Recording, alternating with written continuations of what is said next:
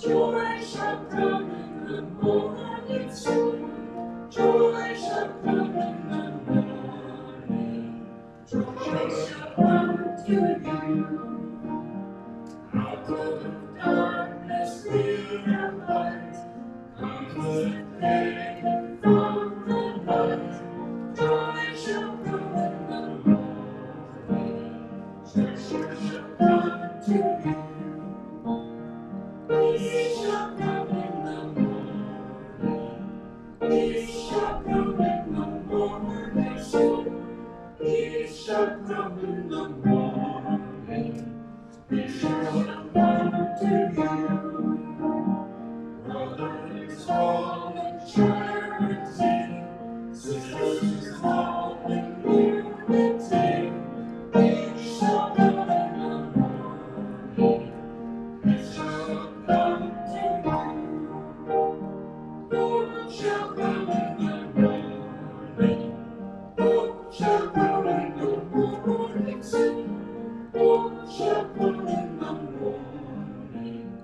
Hope shall come to you. Take this name from the night. Open your heart and wings take flight. Hope shall come in the morning. Hope shall come to you.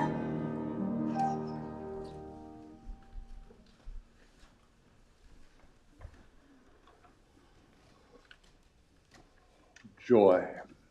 That's the one thing that every single one of us would like to have more of in our lives.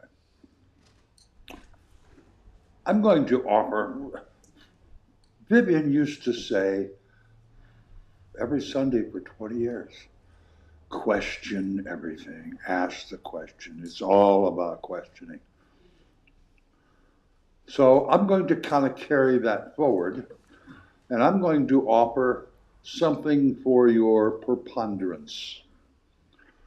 What do I call it? An uncommon perception of joy. We are taught from the time that we are little, our society has conditioned us that to be selfish is a bad thing. Your ego is this monster that wants to eat all the cookies. I'm going to question that a little bit. We've always been told, oh, don't be selfish. Don't be selfish. But if the fact that all of us want joy in our life, I am going to suggest that the most joy-filled experience we can have as a human being is to give of ourself to help another human being that is truly in need. There is nothing that gives us more joy and satisfaction and fulfillment than sharing ourself with another life form. Maybe it's Kelly goes down and grooms the cats at SPCA. Maybe, but when we give of ourselves to help someone else is the most selfish thing that we can do. And I'm offering the suggestion or the possibility that that's not a bad thing at all. And we should maybe give our egos a little pat on the back. Wow, you can be proud of what you did, because what you did was a loving, giving, wonderful thing that allowed you joy and fulfillment. Just something you may choose to ponder, and so it is.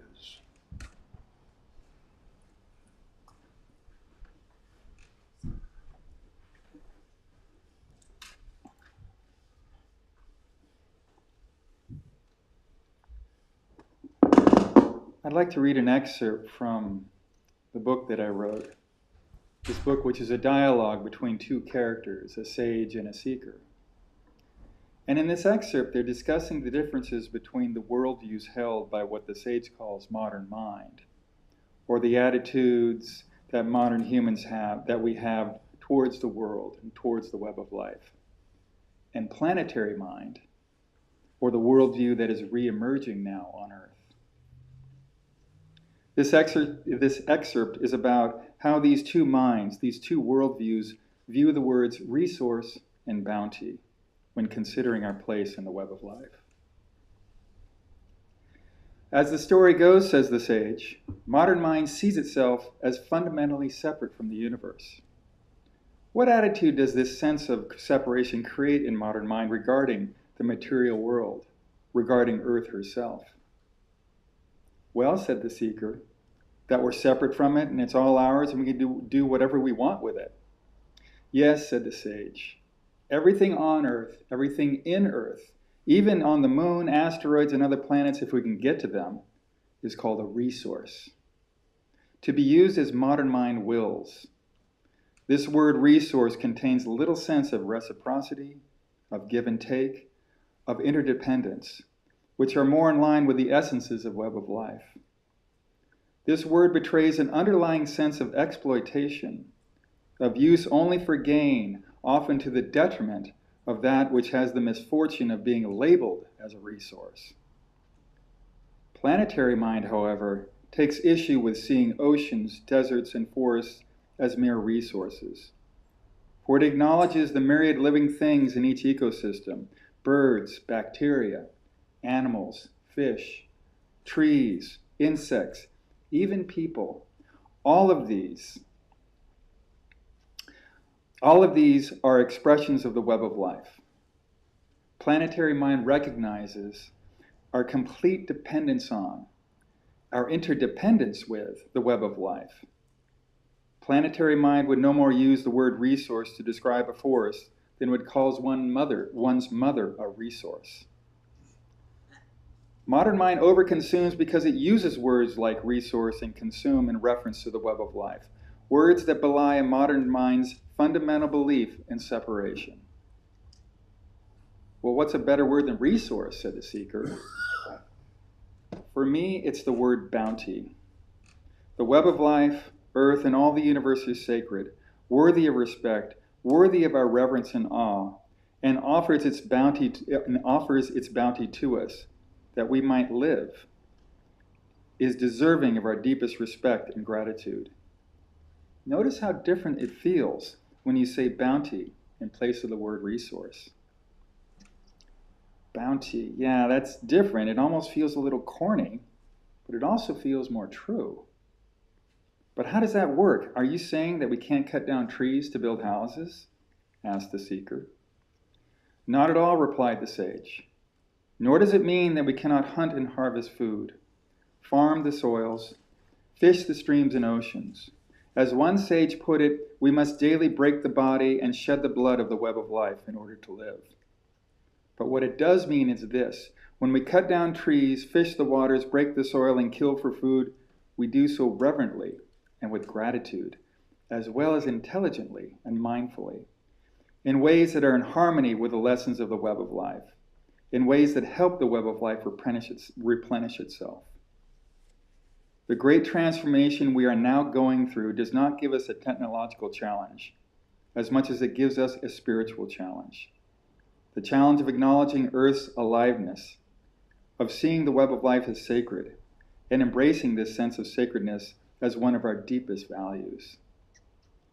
At the same time, it gives us a social challenge, the challenge of learning how to more skillfully gather wisdom from and make decisions with the collective, with all of us, to heal the wounds that divide us across classes and ethnicities, and to create ways of living together so that it's easier to act in ways that are in line with the demands of the web of life.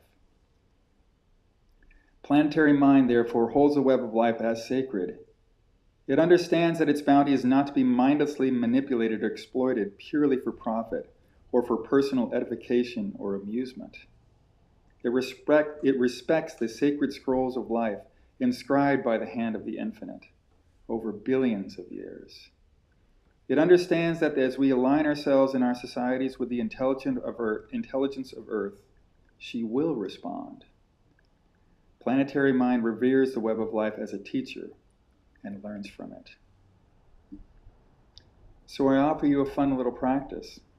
When you hear and see the word resources on the news or in conversation, notice how different it feels to say to yourself, bounty, instead of that word. And notice how that word bounty encourages your sense of gratitude and your sense of joy. Thank you.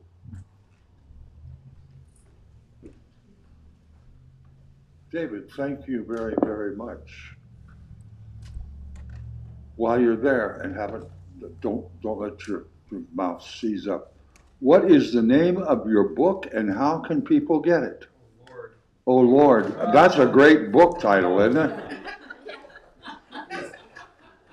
It's called The Holy Universe, and it's kind of out of print, except there are about 100 copies in my closet. And I don't know how to get them out there yet. See, if you want one of his books, they're not very expensive. And I'm halfway through it. I started it like 2 years ago, and I couldn't see to read anymore till I've been busy since my surgery in my eye. But I picked it up the other day. This man has an amazing mind that he shares. So just see David, and I'm sure he could somehow get a copy of that book to you at some point. Thank you, David. Well, good morning, everyone. I've got to tell you, I'm excited. Sitting right back here in the third pew back, right on the stand up, Madeline. Madeline Souza is here. She's a former board moderator and member. She moved away, but she's here house sitting for Kelly while she's in Minnesota. And is so glad to see you. And thank you for being. Sabrina's sister's here. Tell us about your sister, Sabrina. My sister Crystal, and she's kind of her home kind of ranges between Southern Oregon, my house, and San Francisco right now. So she's a bit of a nomad, and she's visiting us and helping me out. Cool. Welcome, Crystal. Okay, I have a lot of announcements. Number one announcement, thank you to David and Kendra and Janet and Jean and Janet. And did I leave anybody out? Tuesday, we had phenomenal tree trimming experience, beyond a success experience. It was bounty in undescribable proportion, and the trees aren't going to eat the roofs anymore. They aren't going to push over the new fence in the back of the yard. It's amazing. So thank you all. It was an incredible experience for just a couple, 3 hours. It was. Yeah, he goes way up in the ladder, high up, just close to heaven he was. So anyway, thank you.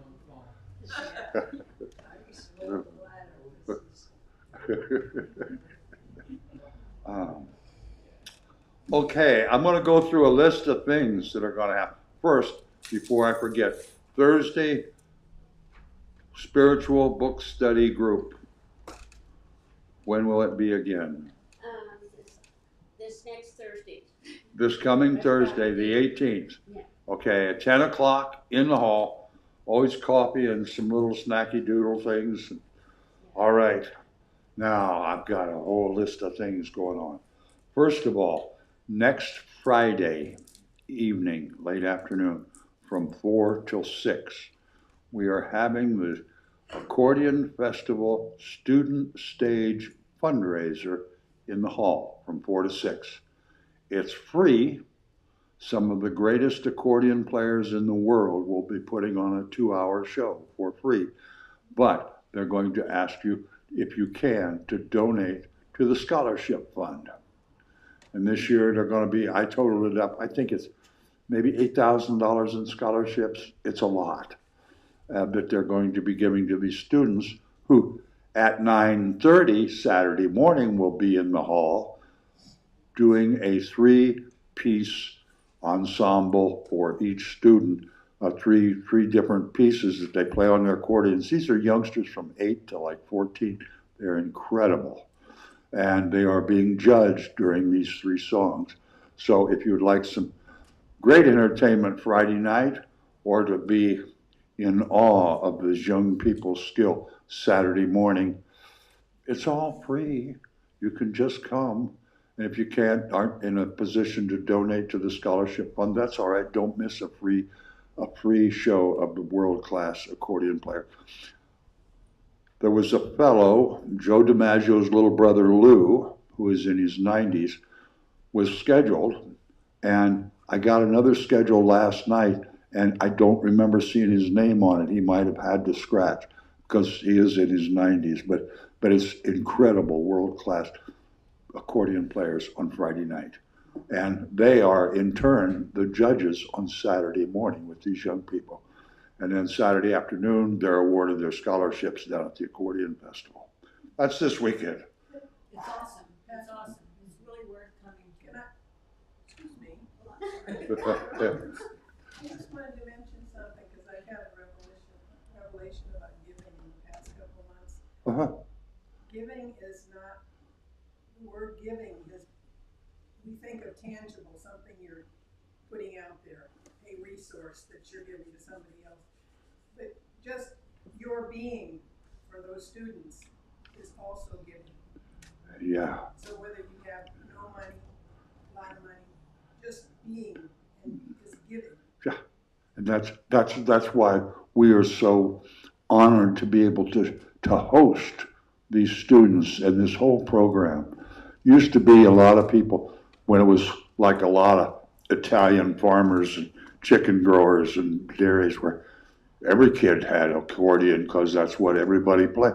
Not so much anymore. Now kids have drums and keyboards and guitars. Not too many kids, I want to play the accordion. So to be able to foster that and what's the M word I want to use? Just mentor and support it.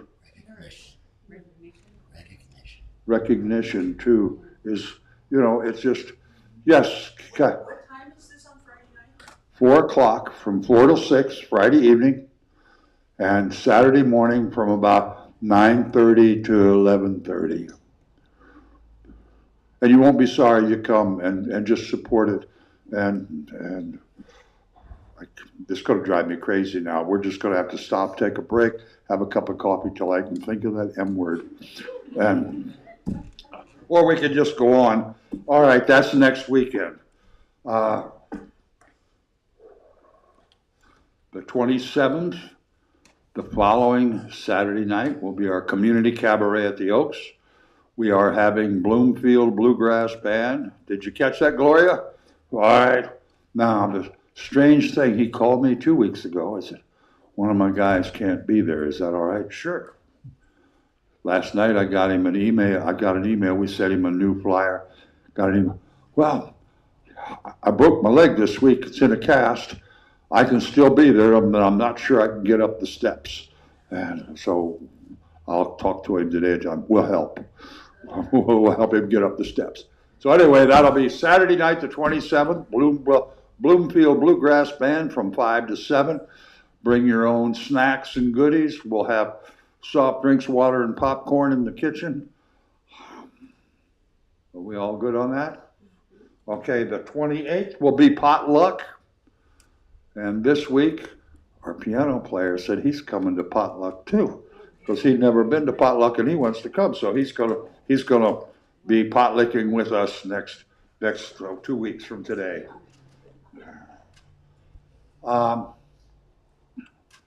In September, we are planning at this point in time, on September 11th, to have an all music service.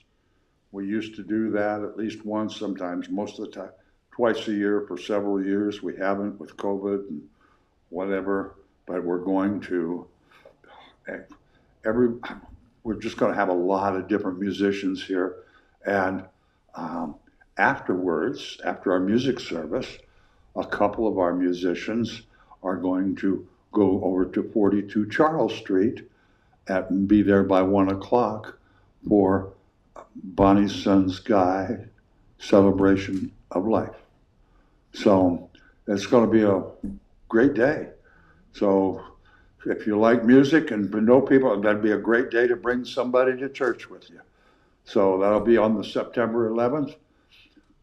Does anybody else have any announcements? It doesn't start at 1:30, that's fine too. Okay, it we'll just get over there and show up and, That I love so much, okay, and I know there'll be coffee and, yeah, so, it'll be a Bonnie thing. How about chicken and dumplings, Bonnie? Yes. How about chicken and dumplings? We're gonna have chicken and dumplings? No, okay, all right. I'm a little disappointed, but I'll roll with it. Any other announcements? I just want to say one more thing. Thank you, Board of Directors at Church of the Oaks. We had an amazing morning. How about a round of applause and thank you for our board.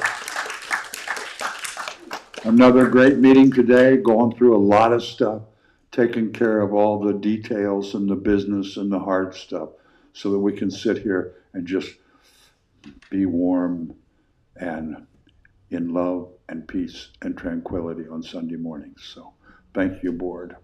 All right, anything else? Speak now or forever hold your peace. Let's stand up and sing Open My Eyes That I May See, number 72 in the Wings of Song.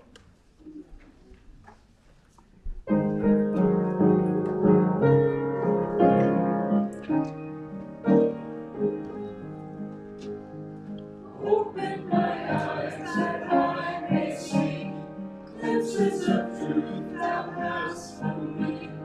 Place in my hands the wonderful key that shall unclasp and set me free. Silently now I wait for thee, ready my God thy will to see. Open my eyes to know thee, Spirit divine. Open my ears that I may hear voices of truth that surface clear. In all the way comes all of my ear, everything false will disappear. Silently now I wait for thee, ready my God thy will to see. Open my ears, illuminate me, Spirit divine. Open my mouth and let me bear gladly the warm truths everywhere. Open my heart and let me prepare love with thy children thus to share. Silently now I wait for thee, ready my God thy will to see. Open my heart to let me, Spirit divine.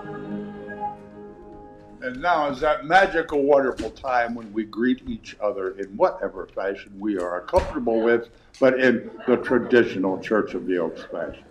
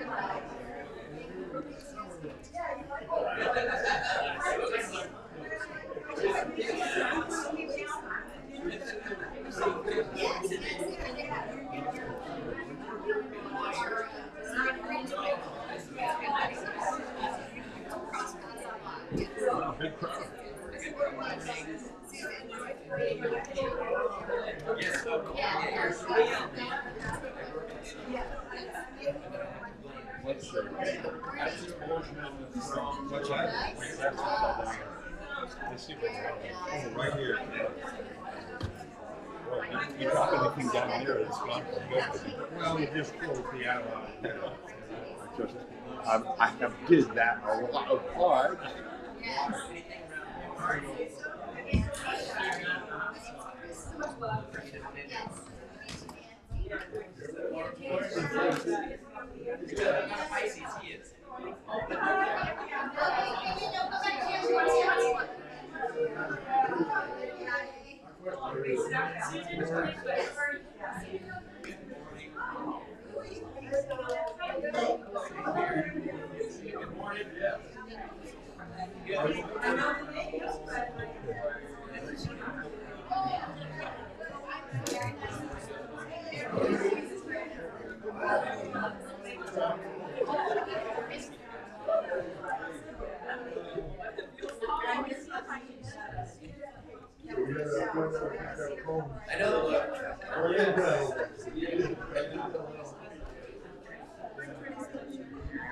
I'm watching you.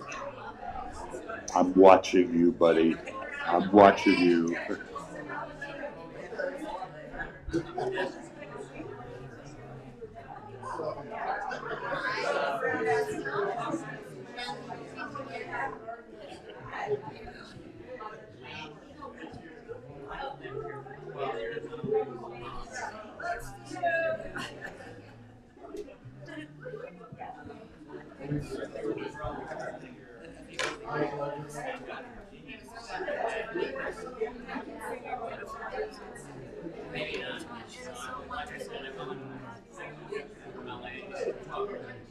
Touch like a compliment. Appreciate that. Means a lot to me. Thank you so much.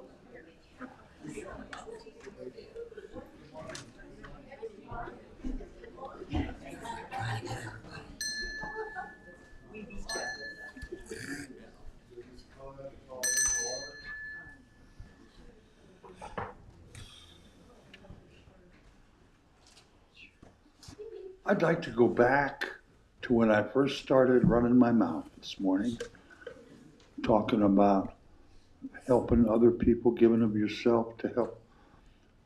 I forgot something, a great quote by Ralph Waldo Emerson. He said, "It's never too soon to help someone in need because one never knows when it'll be too late." I think that's profound. The guy with three names, Ralph Waldo Emerson, he's smart like Patrick Michael McCarty. That three name stuff, that goes, it makes a statement. David talked about changing a little practice, changing that word from resource to bounty. Let's think about our bounty this morning. This gentleman playing the piano all through the prelude this morning, if you noticed, he didn't have any music there. That was all stuff that he has composed on his own. He just sits there with his eyes closed and plays. What bounty we have that we can all share. Look around this room. I don't see a single frown. At board meeting this morning, I looked, I didn't see a single frown. At the beginning and at the end, smiles, laughter. What a bounty, what a beautiful gift that is. That consciousness, that feeling, that joy. We can all participate in that. We can all feel it. We can all enjoy it. We can all take it home and share it with the next door neighbor. Or that cute gal that goes jogging by every morning at 9 o'clock. We can share our joy in so many different ways. Let's read together our affirmation of abundance, please. Gratitude is the key to the realization and manifestation of abundance. May we ponder that, Maestro.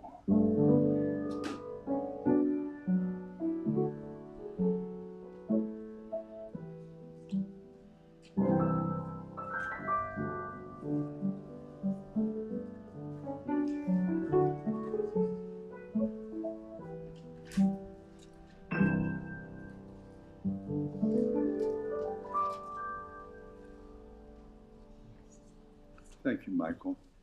As we prepare ourselves for our practice, let's sing together, Be Still and Know That I Am God, number 69 in the wings.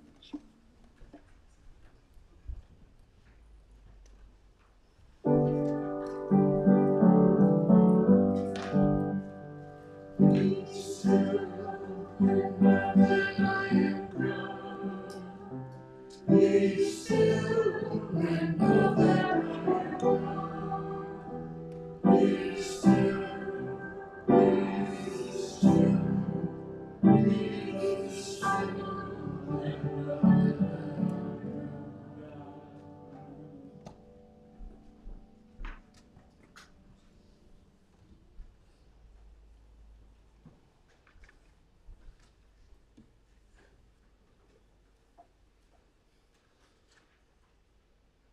Just stay with that stillness that we just tapped into. That source of all creation that we each carry in our hearts at all times.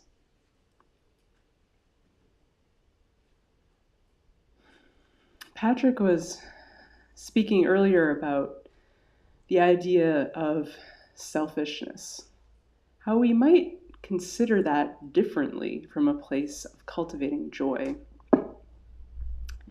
And it was really only in that moment that I realized what today's practice was going to be.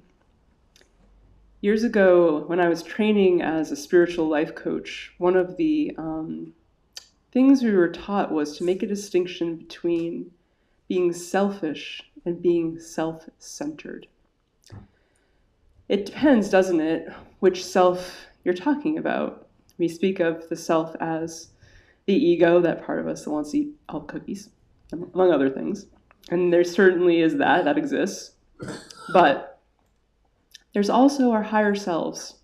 And my belief, based on experience, is that when we really tap into that higher self, that is where we are, in fact, all one. That is where we consciousness becomes not just theory, but reality.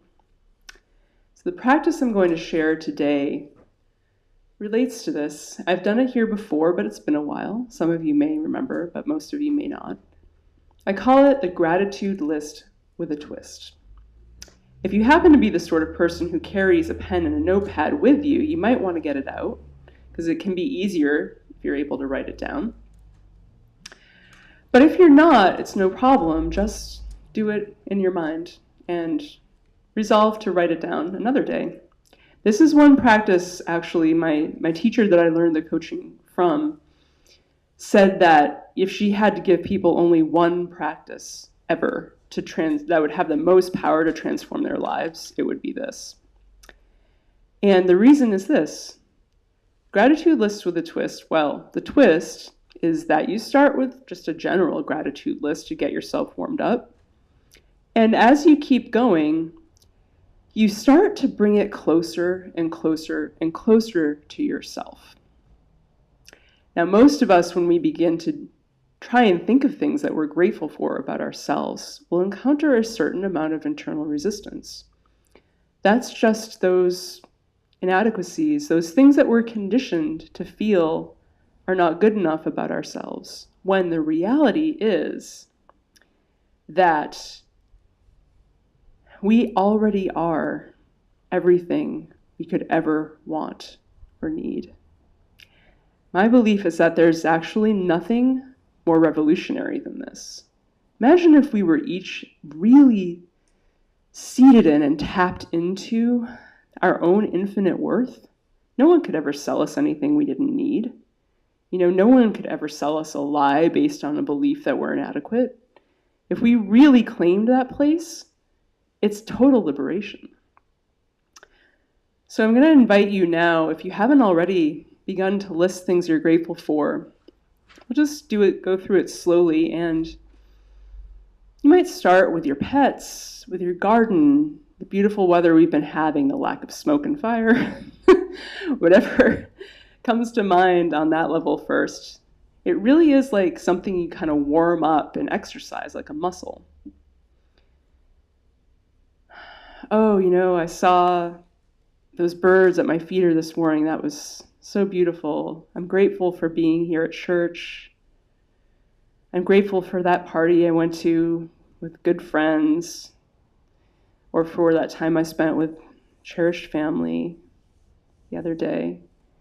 But then start to think more, I'm really grateful for the way that I try to say yes when someone asks something of me that I know I can do. I'm grateful also for my ability to say a clear and compassionate no when someone asks for something that I can't do and stay in my center. I'm grateful for that time when I went to just mention something to someone real quick, and all of a sudden I realized, they really need to talk, and I have time. I'm going to make a moment for them to just listen to whatever they needed. I'm grateful for my smile. I'm grateful for my healthy body that I can use to help others and to just have fun. I'm grateful for my cooking ability. I'm grateful for the ways that I will notice the good in a situation before the bad. These are just examples that are coming to me, but yours might be different. So take another few moments to write those down, or to just list them in your mind. What this does is it simply brings your awareness and your attention back to that wholeness, and it amplifies it. If you do this every day for a year, your entire life will transform. And I will be the first to admit that I have not been as consistent with this practice as I would like. So I invite you all to join me in committing now to writing a simple gratitude list with a twist every day for as long as you can, and see what happens. Namaste.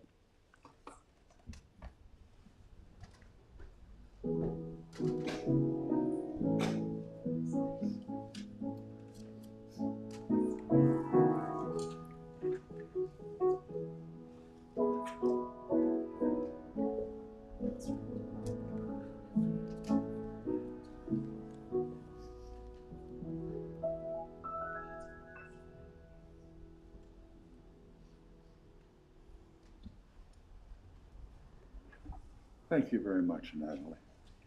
Wow. I forgot something last week. After church, I was talking with Jean, and I said, oh my God, I left out a whole part of the service. An important part, maybe the most important part. I talked about the law of attraction. And there's one thing that sweetens, modifies, enhances the law of attraction like no other thing, and that's gratitude. And I was going to suggest last week that if you want to send the right messages to the universe and attract, everybody should start off every day writing a gratitude list. I asked my daughter to do that when she was complaining about all the troubles and woes and everything she didn't have. And a single mom with 4 kids struggling financially and emotionally and physically, and just make a gratitude list. And she actually did it once a week, Sunday morning, with her coffee. She'd make a gratitude list. It started off real long, and then she just added to it the things that happened in her life that week. And some of them weren't very good things, but they made her stronger. They gave her experience. They gave her cause to appreciate when the kids weren't screaming and fighting and messing up the house. all of us, we, going back to last week a little bit, we spend so much time thinking about what we don't have. And those thoughts are things, and we just send it out to me. Well, I don't have this, and I don't have that, and I wish I had that. What did we just tell the universe? That we lack. So apparently, that's something we want to continue, and we continue that experience of lack. And we are told from day one that we're too tall, too short, too dumb, too smart, teacher's pet, we're too fat, our hair's the wrong color, our mother dresses us funny, we're wearing the wrong shoe. All of these things to instill in us that we are less than. Well, all of those negative experiences we've had, and we've all had them, I'm sure, we should actually, I think, give thanks for those. Because when you really stop and think about these experiences that we've walked through, being and feeling less than, and come out on the other end, well, I'm not such a bad guy. And I lived through that. Maybe it didn't turn out just the way I wanted, but I'm still here. And I'm a little bit smarter now. I'm a little tougher. I'm a little kinder. I'm a little more aware of how unintentionally I might hurt feelings. All this bounty that we experience every day, sometimes it's painful, it has thorns. Oh, does the rose say, I guess I'm not very good because I have thorns? And does the thorn say, well, I'd be a sharper thorn if I didn't have these pretty roses? We are just who we are. And we have had infinite experiences that has shaped and molded us into this incredible library of thoughts, of actions, of reactions, of feelings, of relationships. And we have learned so much on this journey. And I think that's a great thing, Dave, bounty. We have had a bountiful life journey to this point. And if we can show appreciation, be thankful for all of this bounty. Some of it scratches and itches and had to take a while to scab up and heal. But every experience we have had has had value in our life. I've made some of the most colossal mistakes a human being could make. And I've got 3 ex-wives that'll affirm that fact.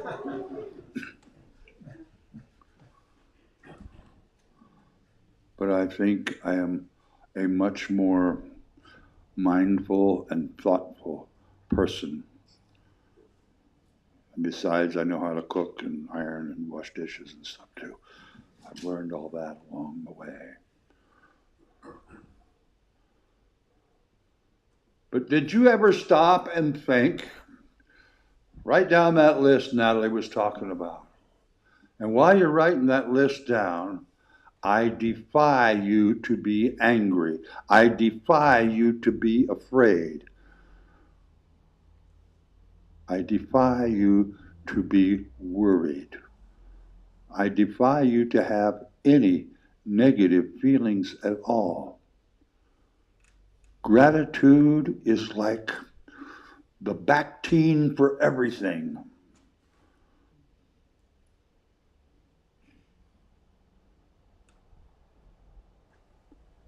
I hope you all make that list Natalie was talking about. I challenge you to write down a list. Write it. Put it on the refrigerator or the mirror where you're brushing your teeth in the morning, or wherever you're going to be looking every day. And maybe you don't have time to go through the whole list, but when you see it, you can remind yourself, oh, I have so much in my life I'm grateful for. Actually, every experience, every relationship, even your thoughts are bounty. These are all things, experiences, thoughts, relationships, people. Stuff is like so insignificant, it's hardly worth putting on the ground. It's just stuff. It's toys, it's possessions. It's not the valuable things in this life. The valuable things that we truly have, number one, is your own self. Your feelings, your consciousness that you share with the world, whether you know it, do it knowingly or not.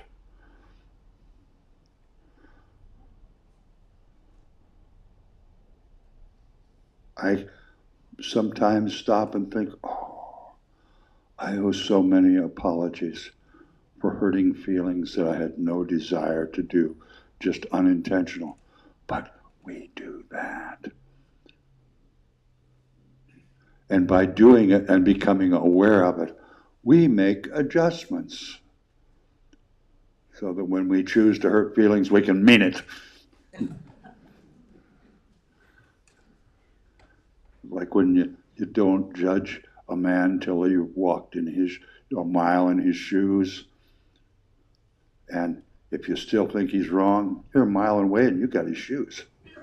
So, my friends, we come together Sunday after Sunday. Look around this room. Just look at the abundance. Look at the bounty in here. Look at the sharing in here.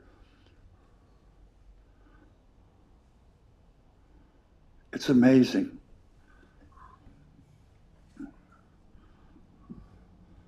I love a lady. Her name is Brene Brown. Some of you have watched her on television. She does TED Talks and other things. She's an amazing insight on things. And she says, what separates privilege and entitlement is gratitude. That's something to wrap your head around for a while and ponder.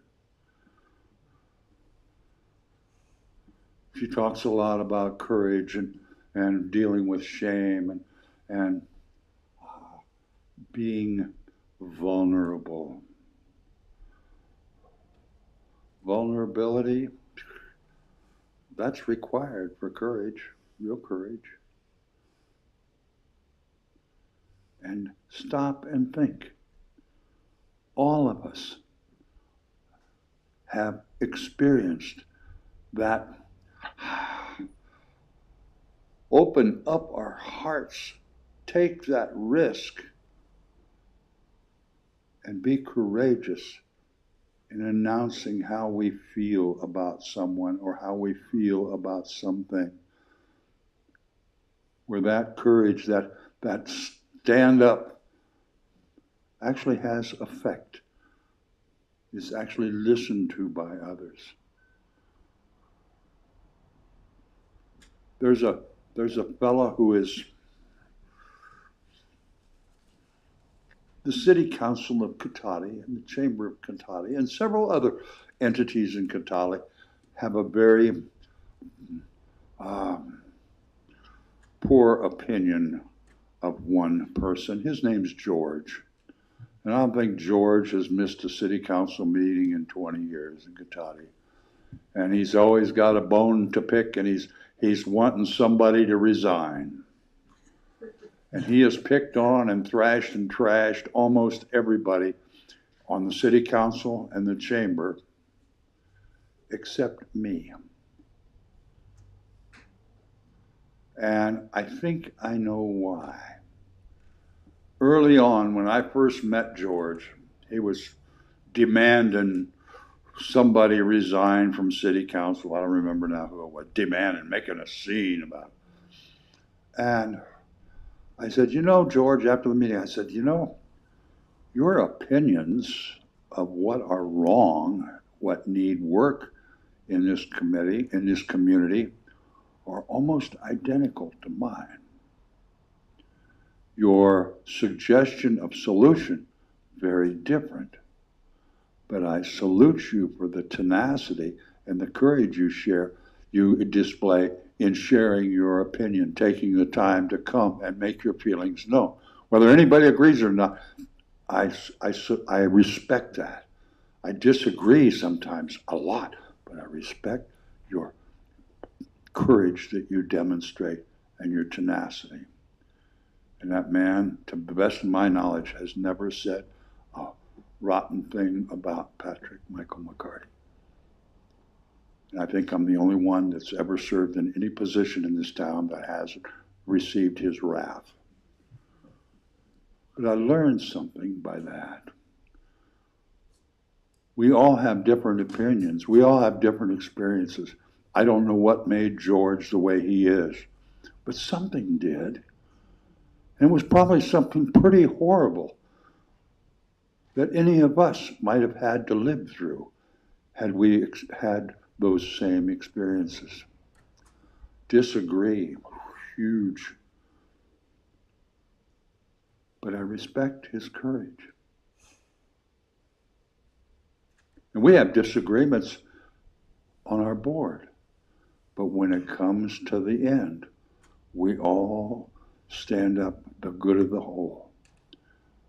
And our votes are almost, I can only remember like a half a dozen votes in 20 years that were ever a tie or had great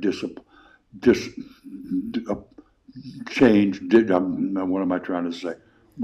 Disagree. Almost always it's unanimous, even with all different opinions. When we get down to the good of the whole, we realize how fortunate we are to be able to have the freedom and the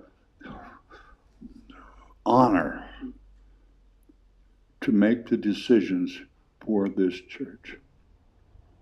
What a privilege we have.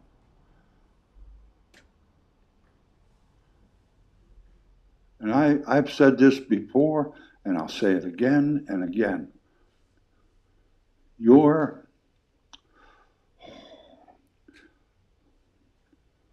trust, encouragement, and expectations of me give my life the most wonderful purpose I ever could have hoped for in my whole life.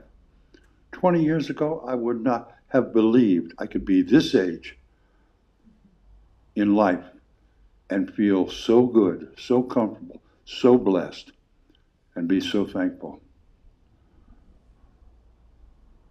And a lot of that is your fault, just so you know. And we have this time. We're going to go over and have fellowship here in a minute. And what we share in this congregation, in this community, all of us share our experiences, our opinions, our wisdom, our hurt feelings, our desires, our vision. We share that. And when we speak these things, you know what those are? Those are the wonderful words of life. Was that a segue into our last song or what? I think it was amazing. The wonderful words of life. We share that with each other. We share our experiences. We share our wisdom. We share our bruises and our cuts and our injuries and our fears.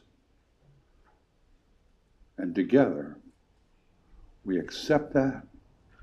We share it back with each other. We share our compassion, our empathy. And that makes this congregation, this community, awesome. Just awesome. And if that's the only thing on your list, that's all you need on the list.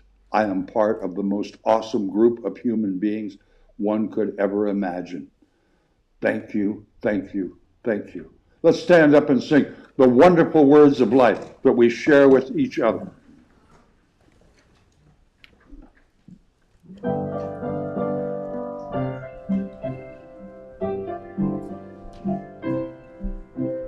Sing again to me, wonderful words of life. Let me pour out the gift to sing, wonderful words of life. Words of life and beauty, teach me faith and duty. Wonderful words, wonderful words, wonderful words of life. Beautiful words, wonderful words, wonderful words of life. Words of promise and hope and kind, wonderful words of life. Bringing comfort and peace of mind, wonderful words of life. Promises to cheer me, words and treasures of dearly. Wonderful words, wonderful words, wonderful words of love. Beautiful words, wonderful words, wonderful words of life. Words of wisdom enrich my soul, wonderful words of life. Ever strengthen and make me whole, wonderful words of life. Gems of wisdom that thrill me, thirst for truth fulfill me. Wonderful words, wonderful words, wonderful words of life. Beautiful words, wonderful words, wonderful words of life. Amen, Maestro.